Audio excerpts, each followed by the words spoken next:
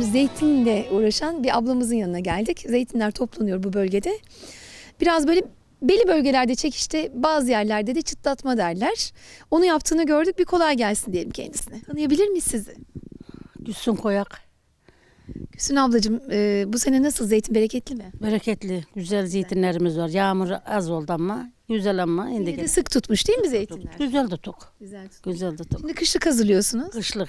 Bir senelik yiyecek. Yeni Bir sene. senelik yiyecek. Şimdi mesela yeşiller var burada. Nasıl yapacaksınız bunu? Bunu taşlara döveceğiz. Çıtladırız. Bidonlara katarız. 2 kere suyunu değiştirir. Ondan kere tuzunu atar. Biraz da limon tuzu koyarız. Ondan kere bir sene de dursun. Yeriz onu. Bir sene durur. Tatlanır değil mi orada? Tatlanır. Tatlı olur zaten o zaman. Siyahı da yaparız bol. Siyah daha güzel olur. Hafif biraz daha renklendikten sonra değil mi? Siyahı da tuzuna bastırırız. O da güzel olur. Tuzla mı yapıyorsunuz onu? Onu nasıl yapıyorsunuz? Onu biraz sereriz. Aynı böyle sereriz. Ondan sonra bir hafta kadar durdum. Ondan sonra bidonlara koyarız. Tuzunu da atarız.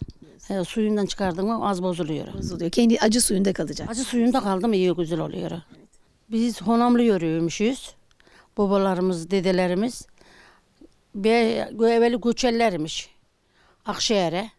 Oğlum bekar, kızlar evli. 5 tane de torunum var. Oğlum bekar, kız gelin arıyoruz gibi oldu bu. Gelin arıyoruz. Gelin arıyoruz.